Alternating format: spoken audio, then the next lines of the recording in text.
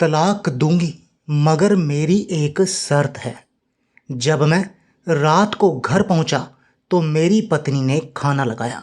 मैंने उसका हाथ अपने हाथों में लिया और कहा, मुझे तुमसे कुछ ज़रूरी बात करनी है। वो साथ बैठकर खाना खा रही थी।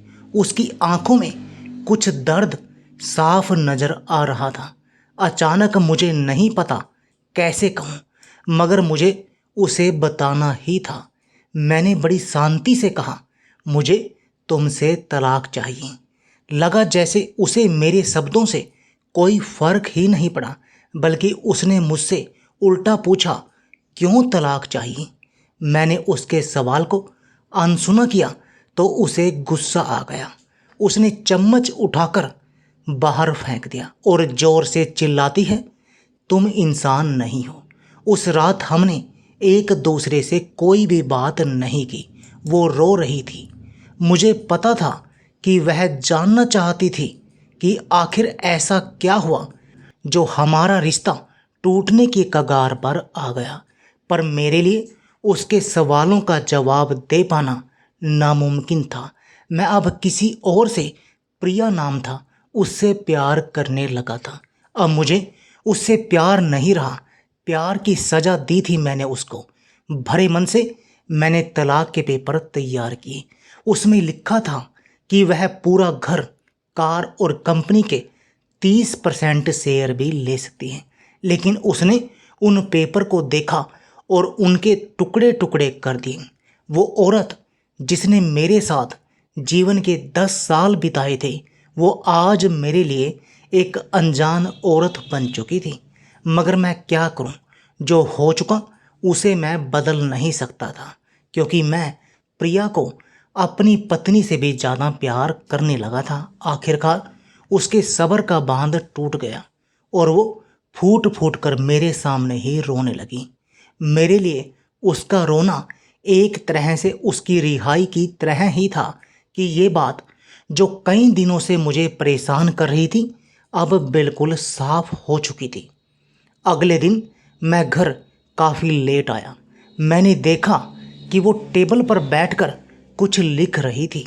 मैंने श्याम का खाना नहीं खाया, लेकिन फिर भी मैं सीधे ऊपर जाकर अपने कमरे में सो गया, क्योंकि पूरा दिन प्रिया के साथ रहने और कई जगह घूमने के बाद मैं थक गया था। वो शायद रात को उसी टेबल पर लिखते लिखते सो गई थी। सुबह उसने कहा, तलाक तो दे दूंगी मगर मेरी एक शर्त है। फिर उसने मुझे तलाक की शर्तें बताई। कुछ भी वह लेना नहीं चाहती थी। उसे सिर्फ तलाक से पहले 1 महीने का समय चाहिए था। उसने आग्रह किया कि इस महीने में हम दोनों वही पुराने वाला जीवन जिएं, जितना संभव हो सके, क्योंकि आने वाले महीनों में हमारे बेटे की परीक्षा है। वह नहीं चाहती थी कि हमारे टूटे रिश्ते का असर उसकी पढ़ाई पर पड़े। मुझे भी ये बात बिल्कुल ठीक लगी, मगर वो कुछ और भी चाहती थी। जैसे शादी के दिन मैं उसे उठाकर अपने कमरे तक ले गया था, उसी तरह हर रोज 1 महीने तक मैं उसे कमरे से उठाकर मुख्य द्वार तक ले जाऊं। मुझे लगा यह शायद पागलपन है, मगर इन आखिरी दिनों को थोड़ा अच्छा बनाने के लिए मैंने उसकी ये शर्त स्वीकार कर ली। मैंने प्रिया को अपनी पत्नी की सभी शर्तें बताई। वो यह सुनकर हंसने लगी। उसे लगा मेरी पत्नी कितने भी तरीके अपना ले, तलाक तो अब तय है।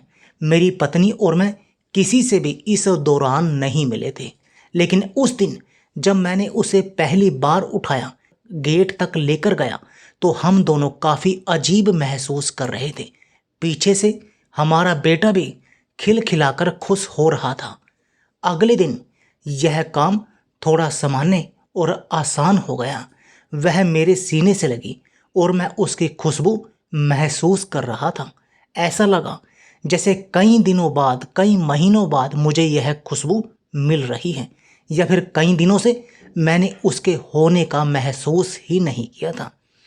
पहले जितना उसमें वो कसाव नहीं था और चेहरे पर कुछ हल्की झुर्रियाँ नजर आ रही थी। और बाल भी काफ़ी सफ़ेद होने लगे थे। ये वही औरत थी जिसने अपने जीवन के 10 साल मुझे समर्पित किए थे। चौथे दिन जब मैंने उसे उठाया तो वो पुराना रोमांस लौटने लगा था।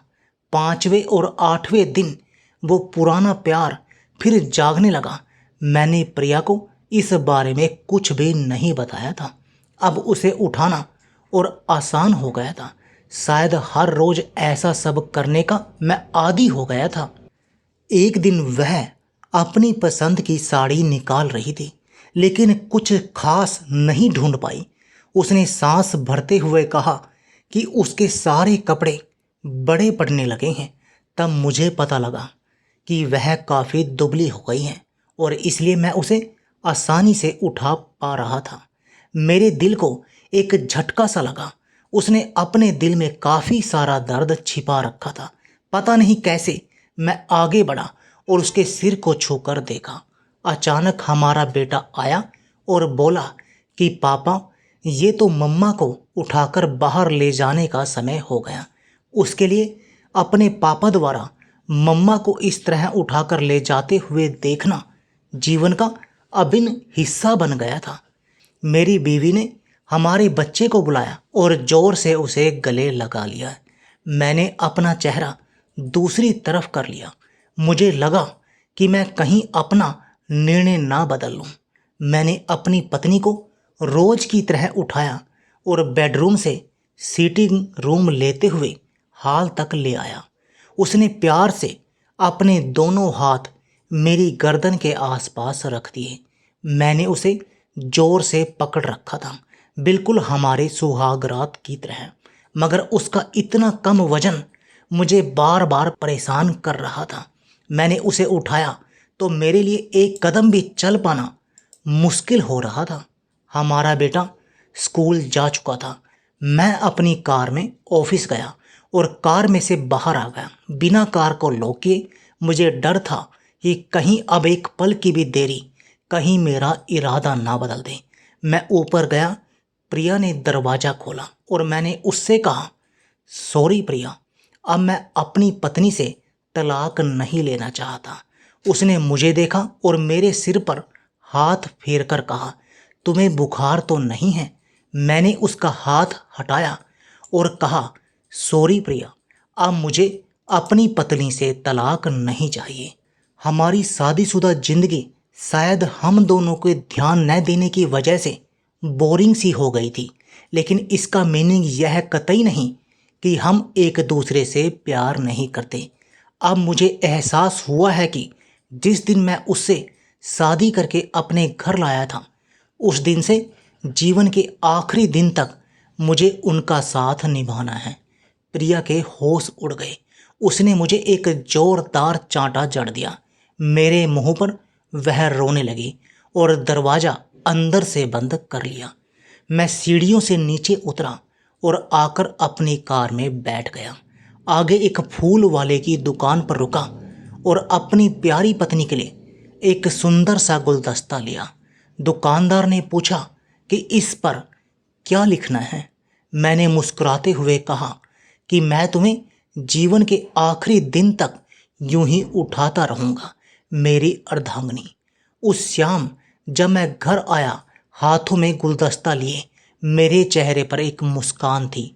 मैं ऊपर अपने कमरे की तरफ भाग कर गया, लेकिन तब तक वह मुझे छोड़कर इस दुनिया से जा चुकी थी, हमेशा हमेशा के लिए। वो कई महीनों से कैंसर से लड़ रही थी, लेकिन मैं प्रिया के साथ इतना खोया हुआ था कि कभी इस बारे में ध्यान ही नहीं रहा।